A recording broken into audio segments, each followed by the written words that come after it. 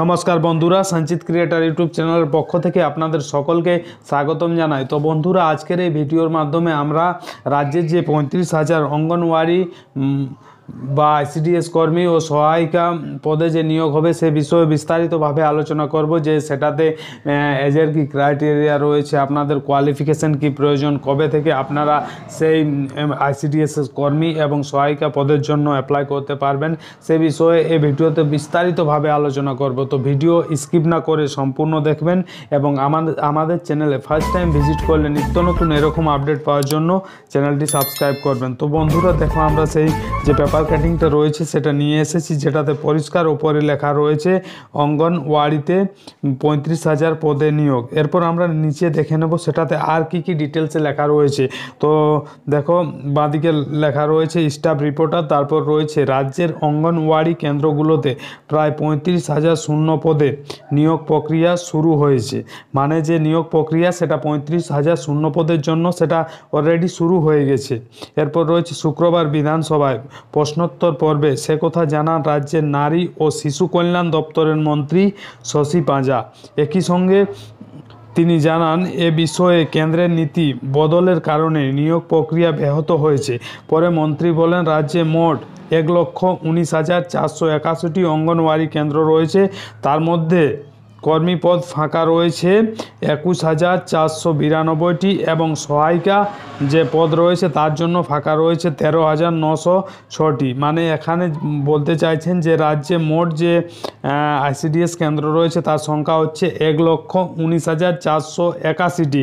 এর মধ্যে যেটা আইসিডিএস কর্মীর জন্য ফাঁকা রয়েছে, যেটা ভ্যাকেন্সি রয়েছে সেটা হচ্ছে 21,492টি এবং তার যে সহায়িকা পদ রয়েছে তার জন্য ভ্যাকেন্সি রয়েছে 13,906টি।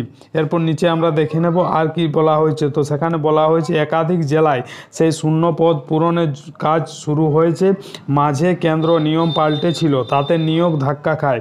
তিনি জানান আগে নিয়ম ছিল অঙ্গনওয়াড়ি কেন্দ্রে পড়াতে গেলে তাকে অবশ্যই উচ্চ মাধ্যমিক পাস করতে হবে আর সহায়িকা পদে 8 পাস, কিন্তু মাঝে নিয়ম বদলে কেন্দ্র বলে উভয় পদের জন্য 12 পাস হতে হবে। তখনই প্রশ্ন ওঠে, যিনি রান্না করবেন তিনিও যদি 12 পাস করেন, আবার যিনি পড়াবেন তার শিক্ষাগত যোগ্যতাও একই কি করে হয়? এই নিয়মের আপত্তি জানানো হয় রাজ্যের তরফে। পাশাপাশি আগে নিয়োগের যে বয়সসীমা ছিল, যেটা 18 বছর থেকে 45 বছর ছিল, তা কমিয়ে 18 থেকে 35 বছর করা হয়েছে।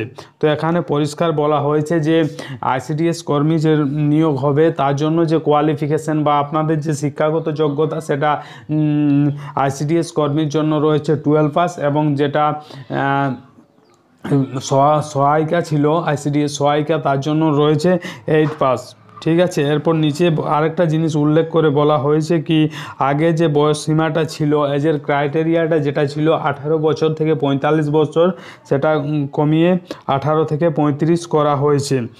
এরপর ডান দিকে দেখবো আর কি লেখা রয়েছে। তো লেখা রয়েছে তবে নীতিতে সামান্য বদল হয়েছে, যে সিলেকশনের যে প্রসেস সেটাতে কিছু পরিবর্তন হয়েছে। নিচের লেখা রয়েছে, জানানো হয়েছে সহায়িকা পদে যারা কর্মরত রয়েছেন তাদের 10 বছর চাকরির মেয়াদ হয়ে গেলে তারা কর্মী পদে কাজে যোগ দিতে পারবেন। এখানে বলা হয়েছে যারা অলরেডি এইচএস পাস করেছেন এবং তারা সহায়িকা পদে চাকরি করছেন, তাদের 10 বছর চাকরির মেয়াদ হয়ে গেলে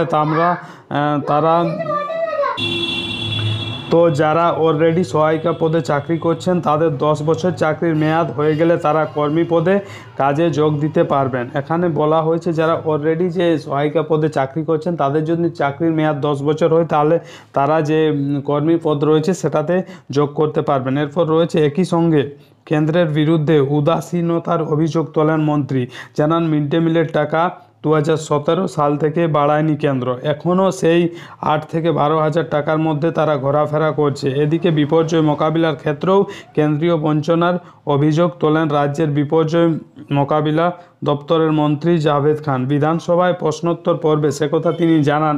পাশাপাশি তথ্য দিয়ে এদিন তিনি 2023 সালের 21শে অক্টোবর পর্যন্ত প্রাকৃতিক বিপর্যয়ে রাজ্যের 1260 জনের মৃত্যু হয়েছে, তার মধ্যে 1104 জনকে ইতিমধ্যে ক্ষতিপূরণ দিয়েছে রাজ্য।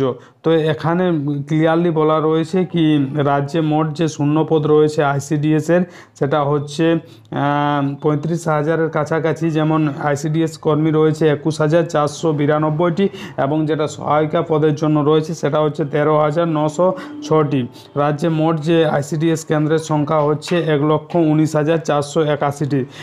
এটাতে আবেদনের জন্য আপনাদের আইসিডিএস কর্মীর আবেদনের জন্য 12 পাস থাকতে হবে এবং যেটা পরিবর্তন করে যে এজের ক্রাইটেরিয়া ছিল, প্রথমে যে এজ সেটা ছিল 18 থেকে 45 বছর, যেটা কমিয়ে করা হয়েছে 18 থেকে 35 বছর। এছাড়া যে সহায়িকা পদের যে কোয়ালিফিকেশান সেটা 8 পাস করা হয়েছে, সেটাতেও যে এজের ক্রাইটেরিয়া সেটা 18 থেকে 35 বছর করা রয়েছে। তো বন্ধুরা, এই ছিল আজকের আপডেট। আশা করি আজকের এই ভিডিওর মাধ্যমে আপনাদের যে আইসিডিএসের যে কর্মী নিয়োগের যে শূন্যপদ, তার যে কোয়ালিফিকেশান, তার যে এজের ক্রাইটেরিয়া সব কিছু আপনাদের স্পষ্ট বোঝাতে পেরেছি। ভিডিও ভালো লাগলে লাইক করবেন, বন্ধুদের কাছে শেয়ার করবেন এবং চ্যানেলে ফার্স্ট টাইম ভিজিট করলে নিত্য নতুন এরকম আপডেট পাওয়ার জন্য আমাদের চ্যানেলটি সাবস্ক্রাইব করবেন। ধন্যবাদ।